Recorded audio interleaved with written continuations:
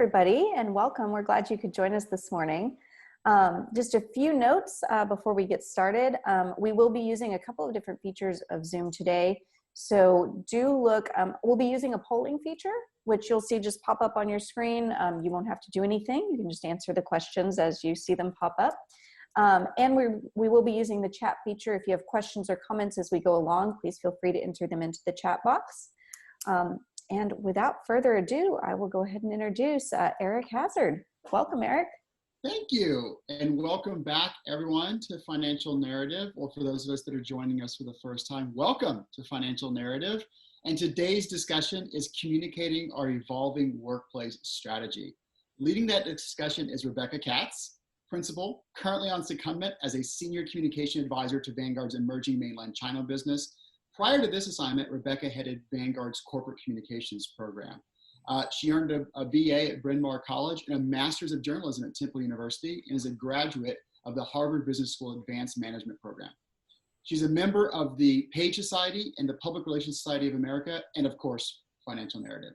An avid rower, Rebecca is on the board of the Gold Challenge Cup Foundation, which promotes rowing, athletics, and a healthy lifestyle to youth in the Philadelphia area.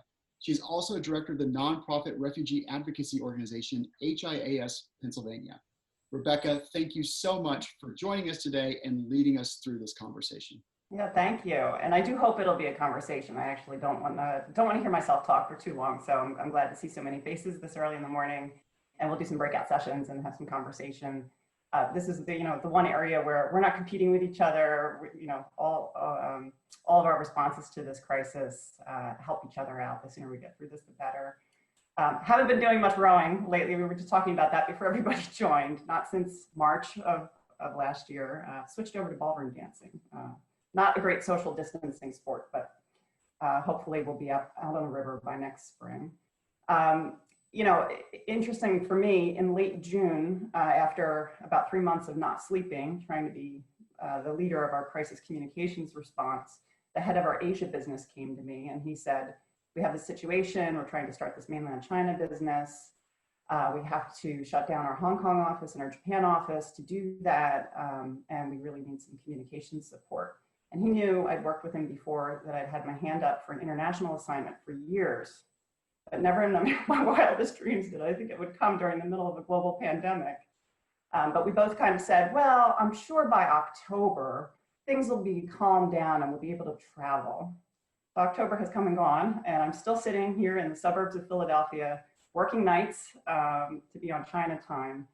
And it's interesting to beam into Shanghai every day, because my team in Shanghai is sitting in conference rooms all together, no masks. They've had 7 cases in Shanghai in the last month. We've had, 1,400 people die just in the last month in this country. So it's part of me is very jealous to see everybody, sitting around having lunch together. But in some ways, it gives me a lot of optimism. We know things will be back to normal at some point, whatever that new normal looks like. So to see them all sitting there and having a sort of normal work day, makes me feel really good. I don't know when I'll get to see them though and experience that myself. The other thing that really gives me a lot of optimism is for all of us as professional communicators. I think sometimes we play second fiddle to business strategy. You're just going to communicate the business strategy. And I think what this COVID crisis since March has really proven out is that business strategy is really important. Obviously, if we're making the wrong business decisions, we as communicators can't put lipstick on a pig. But communications has just been so vital and integral, both in responding to the early days of the crisis and making sure that our employees were all safe and that our clients were all safe and knew what to expect from us. And now as it has stretched on and gotten sort of more normal, we are really in the catbird seat on trying to counsel senior executives on how to keep our employees connected and engaged, while this drags on. And it's all through communications. I mean, this is all new. I've done a lot of counseling with senior executives on how to be effective Zoom communicators. So it's really kind of a nice moment for us to showcase what this profession is all about and how important it is on keeping companies humming. So that gives me optimism too. That said, I do miss hugging my parents, and we've had losses in my family to COVID, and I'd like to see my 16-year-old back in school. But I know we have that all in front of us. So I'm curious. I see it's daylight most places, so I can guess you're probably mostly in North America, but I'm curious to know where everybody is from because it's obviously been different geographically. So we're going to do a poll question to find that out, and also how your teams are working. Are you 100% back? I see, vested sign, behind you. So I know one of you's in the office. Are you hybrid? Are you, 100% back to work? So I'd be curious to know that as well. I think that could help guide our conversation. So Ashley, I'm turning it to you for polling. Yep, and of course the polling is giving me a little bit of technical difficulty. 1 second. I will confess on the vested sign that you'll hear from my accent. I'm Elspeth. I'm invested from London. This is my home, but I have branded my home office. So it's That is dedication. it is dedication. It is dedication. It is a spare room. I haven't actually got my own bedroom branded, but yes. So I'm on the other side of the pond for you guys, and thought it would be interesting to have an international perspective through this as well, to be able to get the middle, given technically we're going to start vaccinating people next week over here. So our world again is very different. And Rebecca, if you want to do introductions real quick while I get the poll back up and running. And thanks for kicking that off. I'd love to know, I guess we'll just go around and everybody introduce yourself and where you work for, and where you maybe instead of the poll, you just tell us where you're sitting. Laura. Hi, I'll jump in. Lorelei Skillman. I'm CMO for Infusion, and I'm in Manhattan in the city. Are you in the office? No, I'm at home. And I haven't been outside in 2 days, sadly. I know the feeling. Carmen, I think you're Yes, sure. Hi, nice to meet everyone. My name is Carmen Knoll. I'm joining you from Miami, where I'm currently working from home. I'm former head of marketing for Citigroup Capital Markets, but during COVID, I decided to set up my own small consulting company. Wonderful. I'm going to see everybody on here. Anand, maybe? Hi, yes, I'm the, my name's Anand. I'm the Global Sales Manager for Dinomi in the UK. I'm actually sitting in the UK. I'm actually sitting in Swindon in my living room, listening to everyone's talk. So it's great seeing everyone. You're welcome. Deborah, maybe? Oh, there we go. I don't know why my camera's not working. Deborah Barr, I run marketing at BitGo, which is a digital assets financial services provider, and I'm here in New York City. I was just in the city a couple weekends ago. It was very empty. Upper West Side has a lot of stuff going on, but other than, oh, there we go. I can't remember. But other than that, yeah, it's Midtown's pretty dead. Dave, I think I skipped over you. Sorry. It's hard to move. The participants move. Dave Blackburn. I run digital marketing communications for DTCC, Depository Trust and Clearing Corporation, and normally in Jersey City, but calling in from my home in Montclair, New Jersey. Okay, hi, everybody. Who have we not hit? Gretchen? Hi, everyone. I'm Gretchen Kohler. I'm the Chief Marketing Officer for North America for Omni Bridgeway, which is a litigation finance firm. And I'm usually based out of their New York City office, but since March, I've been in a new home that I moved into in Connecticut. So very fortunate timing for me. Yeah. Go ahead. Hi. Good afternoon, good morning, everybody. I'm Lynn Kier, Vice President of Corporate Communications for Diebold Nixdorf, and it's a pleasure to be here with all of you. Charlotte, North Carolina, working from the office in my very, very comfy clothes. I'm Hudad Javidnia. I'm head of internal communications for Capital One Commercial Banking. And we actually moved out of New York City last November, which ended up being fortunate timing. So I'm working from home in Dobbs, just north of the city, Dobbs Ferry, New York. Some good market timing there for a few of you. Jonathan? Hello, Jonathan Friedman. I handle communications for Affiliated Managers Group, or AMG. And I might be one of, I hate to say it, one of the few beneficiaries of this COVID outbreak, because I used to travel nonstop in Boston and Florida and London, and I have not been on an airplane in 9 months. Normally, with all that travel, I'm actually oddly based out of Philadelphia. But today, I am in South Carolina, of all strange places. Got in the car with the family after Thanksgiving and said, let's just go somewhere different. So that's my first time traveling in a while. You're missing but very excited to join everyone here today. I think you made the right move. It feels like it. Okay. Who have we not hit? Now all the participants have moved around on my screen, so I can't tell. So if I haven't asked. I see Scott has joined. But maybe not. I'll go. I'm Liz Bigham. I'm Chief Marketing Officer of Burford Capital. We're a finance firm focused on the legal sector. I'm in my house in Brooklyn, and I've, very stubbornly stayed in New York, but traveled and worked experimentally from practically every room in my house since COVID started. I'm now in the basement, which appears to have the best Wi-Fi and the least distraction. Although I have to say, I have been to our offices in Midtown experimentally a couple of times, and as somebody already said, Midtown is pretty bleak, and I'm really saddened as an adopted New Yorker to see that, and eager as we all are to see things come back to life. So I'm happy to be here with everybody today. May not be able to unmute herself quickly enough. You never know if people are driving. Yeah, that's true. All right, well, we will assume everyone's, well, not driving to the office, but driving. I think, based on these introductions, we've sort of answered the two polling questions, unless Ashley, you got them going, but really, where are you located? So we know that now. And are you working remotely or hybrid? It sounds like for most of us, it's hybrid. I'm still able to go into the office.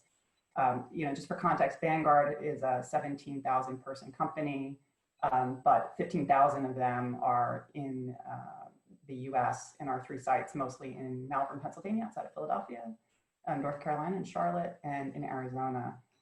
And of those 15,000, there are only about 500 people in the office. So I can come and go. I do a lot of videos with our senior executives, and we still need to use our studio.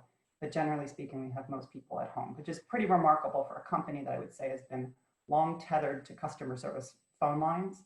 And we were able to get everyone home in about 2 weeks. And I never thought I'd see that in my lifetime. I started on the phones at Vanguard right out of college, and never thought we'd ever have working from home. So it's been remarkable. So we're going to have a few breakout sessions with some focused questions, but certainly this is supposed to be interactive, so you can use the chat or raise hand, and we can certainly talk. I won't talk for long, but I was reflecting on the past 8 months or so, and in hindsight, even though this is difficult for all of us, there are some silver linings, like not having to travel as much, although I'm really anxious to. In some ways it was a good crisis for us to have for 3 key reasons, I think. First, it wasn't our fault. So it wasn't like our company had a big data breach. There was no corporate malfeasance. No fingers are pointed at us. Secondly, everyone was affected. This is happening to all of us. So in some ways, I think that gave us all a little bit of a break early on, some understanding and some patience that this would be difficult to work through. And thirdly, even though it didn't feel this way in March, certainly, it's been slow moving. And that's really helped us to be able to clean up our crisis communications plans, be thoughtful in how we respond. But those 3 traits also on the flip side paradoxically make it a really difficult crisis. It wasn't our fault, so we can't fix it. There's no easy fix, and that's why it's dragged on and on and on. Everybody's affected, so it's led to all these knock-on effects like supply chains falling apart, or for us, primarily market volatility, which we have 30 million clients and we're all very concerned. Markets have been great lately, but early on in March, we had a huge decline and a lot of fear. And then it's long and slow moving. So I don't know about you, but I'm really tired, and it's not just because I work nights. I think this is just grated on all of us, both personally and professionally. And there's some thought of how do we keep motivated, how do we keep our employees motivated when every day it's a bit more of the same and a bit more uncertainty. So I think it's been a good crisis for some reasons, a tough crisis for other reasons. But I kind of look back and I'm glad it's happened and have learned a lot from it. And that's one of the things we'll talk about today. I'm curious what lessons you've taken away, what improvements would you have made in your early response, what things do you see going forward? So we'll do a breakout session on that. I've had a couple of lessons, and one thing I think is that actually all these key crisis communications principles that we all learn, whether it's in school or after, really have held up. So, you know, the first one being prepare, prepare, prepare. I've never heard in a crisis anybody say, I really wish we had prepared less. But man, when we get invited to those 6-hour tabletops where we have to pretend that there was a nuclear explosion and we all sit there grumbling, you know, nobody wants to be there, but we do it. And in Vanguard, we do it a lot. And I think that this crisis has really shown how important that is. Now, we didn't have all of our communications ready to go. We had some stuff from N1H1 from years ago. But what we did have was a really well-oiled crisis communication hierarchy, or crisis management hierarchy. We knew who was in charge. We knew that it was going to be very top-down driven, so clear chain of command. We knew all the meeting channels we had to hop on, the phone numbers we had to get on, we knew the meeting cadence. All of that had been worked through in advance, and we really got to pressure test it. So I'm glad for that. Obviously, there was a lot of work that still needed to be done, but just having that to rely on really made things better. And you know, for me, it was tough to actually go to peers or go to senior executives who wanted to have input into our communications response and basically give them a stiff arm and say, sorry, I'm in charge and we're doing it this way. And if it's wrong, it's wrong, and I'm accountable for that.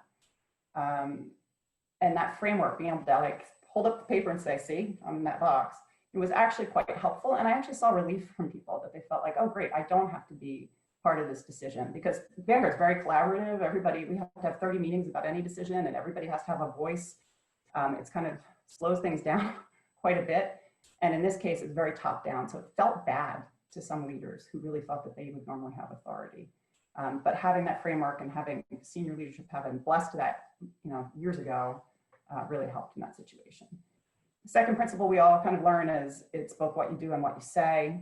One of my favorite crisis professionals is a man named Helio Fred Garcia. He does, if you've ever seen him, he teaches at Columbia and he does seminars for PRSA and other groups. He has a great book called The Agony of Decision. And he has one question that he throws out that I really have used for the last few crises and incidents that we've had at Vanguard, which is a way of anchoring conversations about both what you do and what you're going to say or how you're going to say it. It's what would a reasonable person, not a crazy person, but what would a reasonable person appropriately expect a responsible company to do in this situation? And, you know, it's not about your company. It's what would a responsible company do? No question whether your company's responsible or not, but what would reasonable people appropriately expect? And from a doing perspective and from a saying perspective, you know, if there's someone who was presumed positive for COVID, we had debates about whether or not we should tell other employees who were around them that there was a presumed positive case.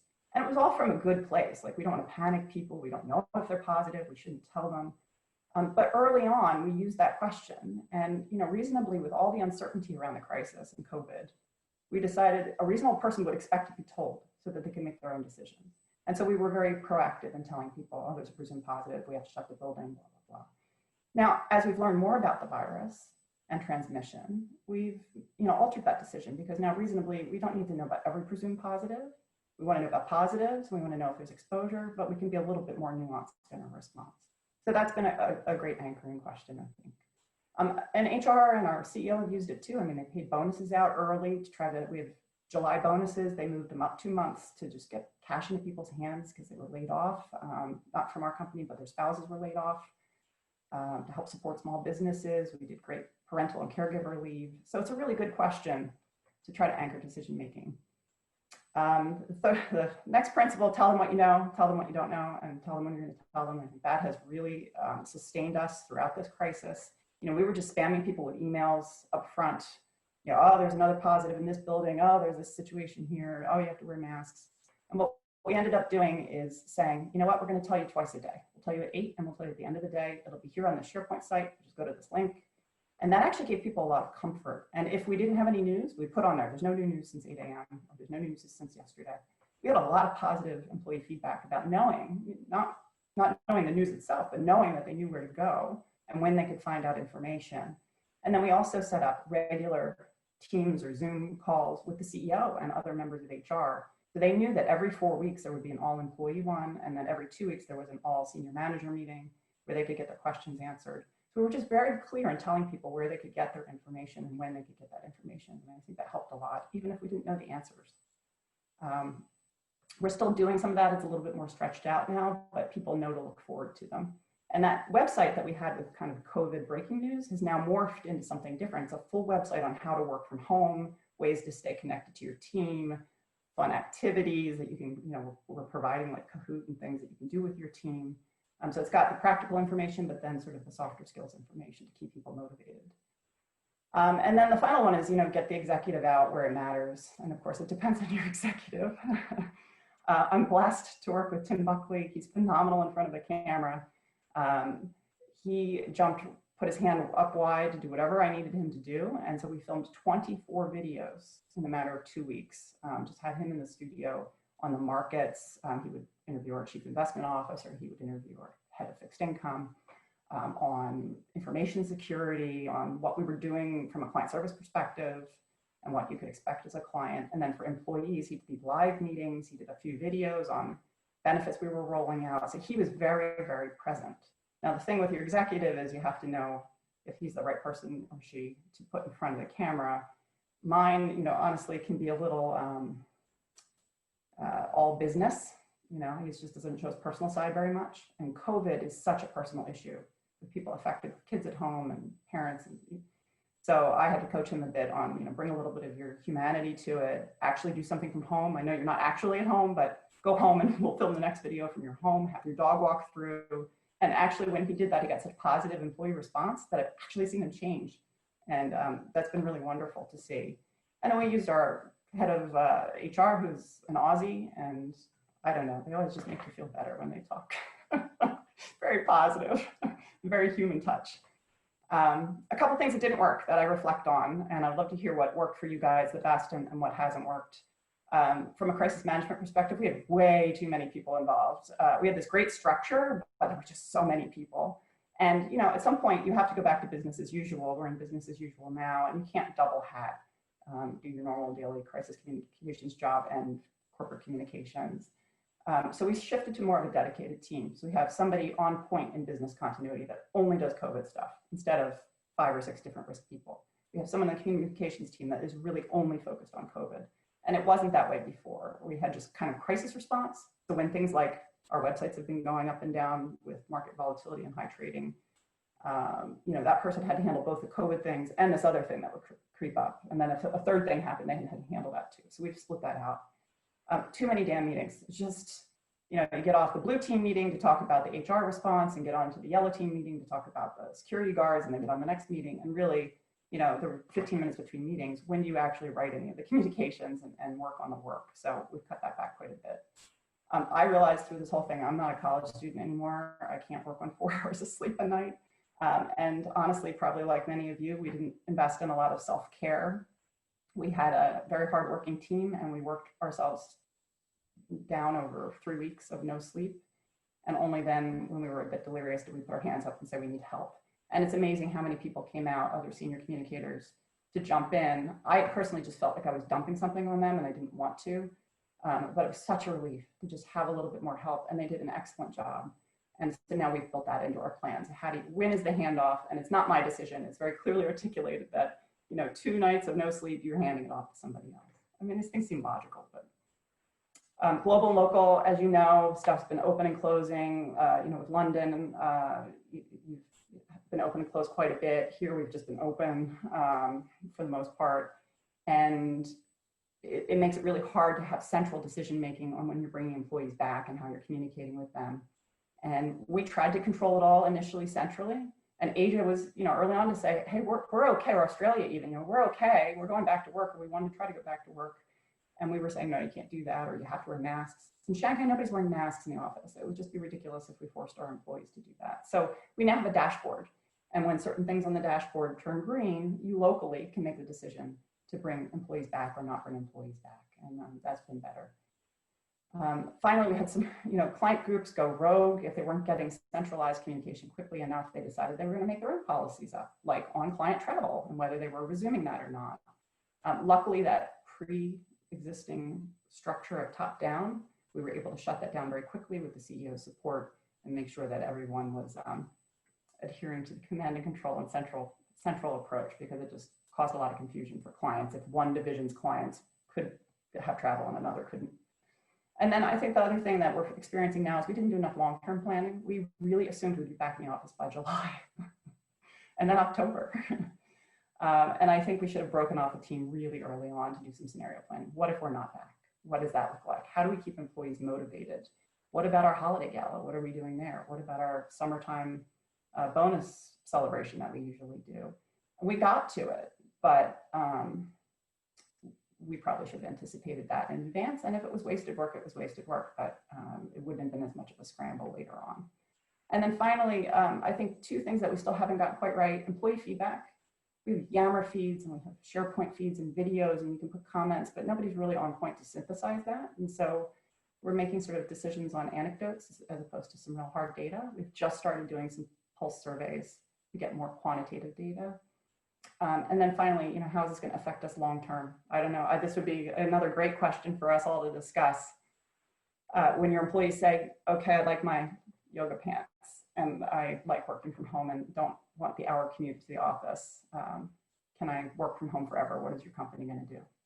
A lot of you are working for more progressive fintech companies in financial services, so maybe work from home is a normal part of your regime. For Vanguard, we are very much a face culture. You've got to be in the office. That's where the culture is developed. That's where mentoring happens. Our CEO does definitely believe this. And so we haven't committed to employees that longer term, they can work from home as much as they want. And I think that's actually going to be problematic from a recruiting perspective, because other companies are coming out saying, yeah, this is the future, and you can be as flexible as you need to be. I also think that there's a talent, if we can attract talent from all over the world. I'm working for China in Philadelphia. We could get the top talent if we were more open to that. And it's just been hard to get a decision on that. So some things to reflect on and to improve for the next pandemic. I hope I'm retired by then, but those are a few of my observations. I'm really curious to hear yours. But the thing that's right in front of us is this vaccine. I mean, fantastic news for London that you've pushed it through. I hope the FDA will push through the Pfizer vaccine quickly. But even so, here, for just your average employee, probably not going to have access to it until the spring at the earliest. So I'm just curious if your companies have started talking about what you're going to do. Are you going to require your employees to get the vaccine? How are you going to talk to them about that? What questions are you getting now, and how are you addressing those now? Because I think that's what's in front of all of us in the immediate term. So I'd love to get your opinions on that and help shape even how we're responding. I think that Ashley's going to try to dump us into breakout rooms. Yep. All right, everybody. I'm going to move you into breakout rooms where you'll be with a small group to discuss that question, kind of how are you planning to move forward and managing the vaccine and everything around that. And then we'll come back here and kind of discuss a few of the high points from each of your conversations. So we'll take the direction you want, but that's, I know that that's facing all of us right now. Yeah, absolutely. So I'll put you into your rooms, and don't worry, you'll see a big button to bring you back when it's time. Yeah, it's always awkward when somebody's like mid-sentence and gets beamed back. But so I'd be curious. I mean, we talked about a lot of things, not just the vaccine, but in our breakout room, this pervasive skepticism about vaccines definitely comes through. I'm curious what others heard. I don't know, maybe someone wants to share from breakout room 1. I assume it was 1, 2, 3, 4. Yeah. Anyone from the first breakout group?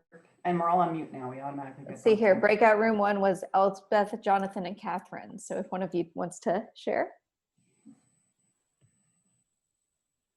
Sure, it's Jonathan. We didn't get so deep in any discussions, but I think in general we're all sort of trying to figure out how would you implement such a thing, and how do you start to get the entire staff feeling comfortable even beyond just sort of phase 1 giving everyone or giving predominant amount of people a vaccine. So it just seems like there's a lot of questions and still kind of not enough information to come to some conclusions. Certainly at my company at AMG, I think from early on, we never thought we were going back to the office until there was a wide use of vaccine. It just didn't look like there was going to be any other solution that would work in terms of getting the entire company back in the office. But it still seems to just present a fair amount of challenges. Team, did I sort of encapsulate everything more or less? Head nods. Yes. There you go. Yes. I was also making the observation as a Brit that I think it will be very different over here to the US, because our National Health Service is now kicking off a big campaign around, getting everyone vaccinated, and that, the army's being drafted in to get the vaccines into people's arms. So there will be a huge mobilization over here, which people will comply with in a way which will be, I think, very different to life in the US, I suspect. So. Yeah, we can't even get people to wear masks, so it's a challenge. But breakout 2 or 3, do you guys have different perspectives?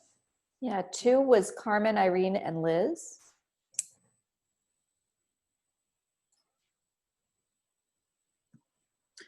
Well, I think we primarily talked about whether the experience of our companies or peers at similar companies will become more like Facebook, more accepting of people working primarily from home. And I think that Carmen seemed to indicate that many of her peer group, the companies are adopting a hybrid approach and kind of rolling out an expectation about people returning to the office, but having the ability also to work from home some days per week.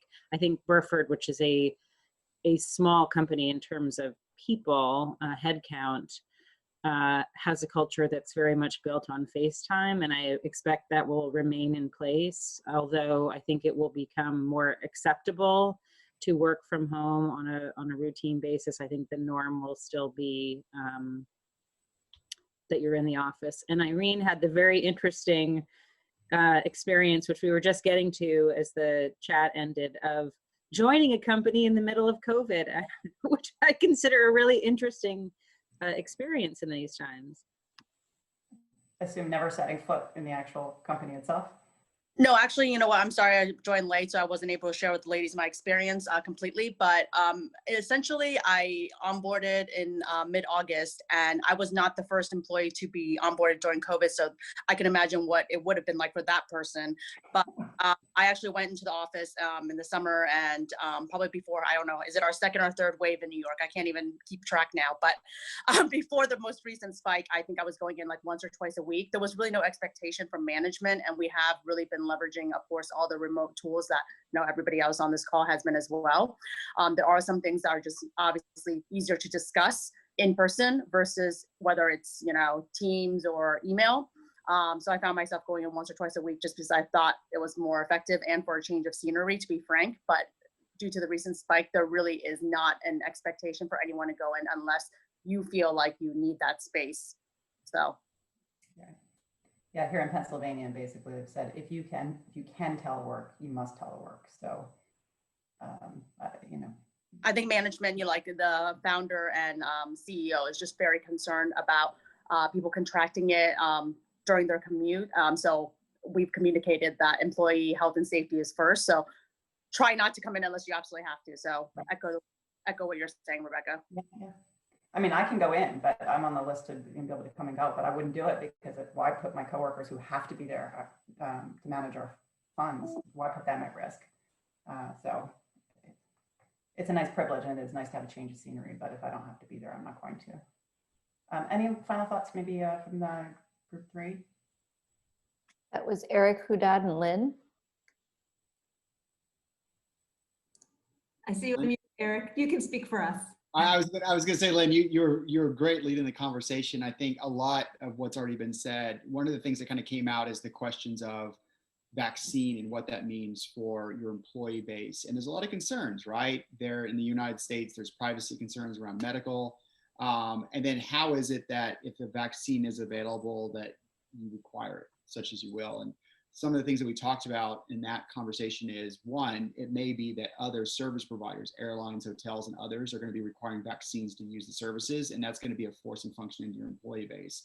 But the other thing that kind of came out is just the importance of the internal communications. And Rebecca, we went back to a lot of your remarks of just like all the different groups you had to bring in, and how much inside of those groups is just like say what you know and say what you don't know and get it out there. And just like, because the employees are going to be asking us, the communicators, do I have to get the vaccine? When do I have to get it by? What if I don't get it? Like, these are the questions that are going to come to us right away. So getting in front of the C-suite and making sure they understand those concerns so we can address it straight out.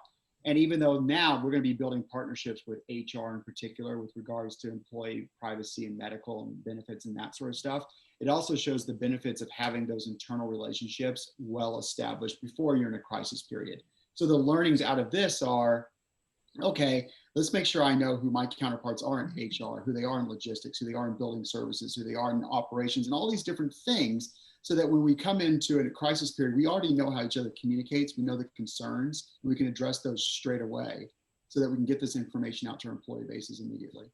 I don't know, Lynn or Hudad, if I missed anything.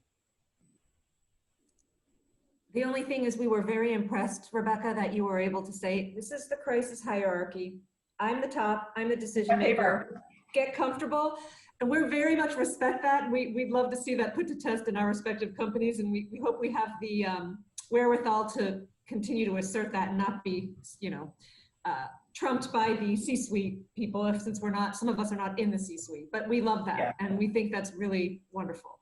Well, and obviously CEO ultimately is the top box, but yeah. For me, it's also, I'm a bit of a softie and a people pleaser just personally. So it's for me to come in and say, sit down, you're not doing that, is really, put my mom voice on. It's just very different for me, and people don't know me that way. So it was helpful. It was helpful to have that framework because people are not used to that. I'm usually very inclusive and tell me what you think and let's help shape these decisions together. And we just didn't have the time. So there were a few ruffled feathers, but at the end of the day, everybody knew it was for the right reasons. So. And then our team, Anand, I don't know if you want to share some of your thoughts also being in London, but you actually exhibited some skepticism. So we're hearing a little bit of a difference between our two Brits. Yeah, that's a couple of people personally in the office. They have some skepticism about it just because of the test period. So, I don't think people will be forced to do it, but I think most people will take it, but you will have quite a few people who will not be ready to take it until maybe a years down the line when they see what if there are any negative effects, what they would be, and, what's the long-term, issues, if there are any, for the health. But I think by the time we get it, it's going to be a couple of months, really, because I think the over 65s and the vulnerables and the NHS staff would be getting it initially. And seeing how slowly everything's working here right now, it's going to take a while. Yeah, here too. Great. Well, I want to have time to do the next question, which, so we'll break out again. And this is really, I shared some of the things that I reflected on and learned. I'd be curious to hear, especially as we continue through this process, at least for the next months until we have more vaccine adoption, and hopefully by next year this time we're back to some state of normalcy. But what are some lessons that you have learned and things that you maybe wish you had put in place or that you're putting in place now to just make communications more effective, both with employees and with clients going forward? So we'll all learn from each other's mistakes. All right, and I'm going to move you back into those same breakout rooms. Here we go.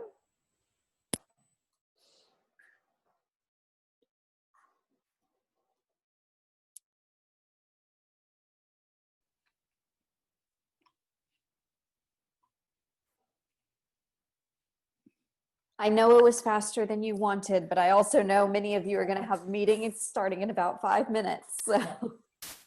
So can we do lightning round for 1, 2, 3, 4 of quick comments on a couple key lessons? So who's a fast talker for number 1? Group 1, that would be Elizabeth. I'll take it. I'll be quick. We said, I think everyone felt that they learned that over communicating is a good thing in this environment, and that the thing that people are still trying to get their heads around and learn is how you replicate culture in a virtual environment. That was good. Group 2. For us, we actually focused on external communications. So given the fact that, you know, a lot of organizations are used to having either in-person meetings or print materials or actual conferences and events, we basically said that, or at least I vocalized that a targeted audience curation is really key now to just rise above the noise. So communicating is important, but if you are just saying nothing important and you're just speaking for the sake of speaking, people are just gonna kind of ignore you and like disengage actually, so. Group 3, we talked about the fact that communicating is important, and we loved how you said, okay, we have a morning and an afternoon communication, because a lot of us bombarded people and it got noisy. Like Irene said, they're not going to listen after a while. So having clearly saying when you're going to communicate and communicate with information, or if there's no update, we love that. That's important. And we learned that in a crisis, we were able to empower our employees and our team members to be part of groups and be authoritative and looked at as the decision makers and the experts. And that was a very positive part of what was a very challenging and tough year. And a lot of other discussions, but that was the gist. Okay, that's great. And someone want to represent our team? Gretchen, maybe? I'll jump in. So we actually talked about over communicating maybe not being a good thing, just not for our own companies necessarily, but other brands. And I brought up the fact that I saw a post in maybe April or May where someone said, I'm so glad that everybody who has me on their mailing list is worried about how I'm doing in these COVID times, right? Just that incessant spam from every brand, it seemed. So maybe not a good thing and a little tone deaf. And then also, a little plug for me, also the digital world and the digital transformation, from my point of view, has been great. And seeing companies adopting new ways of working, new processes, and the technologies to support them has been really interesting. Yeah. Dave's time has come. Right. Yay, digital.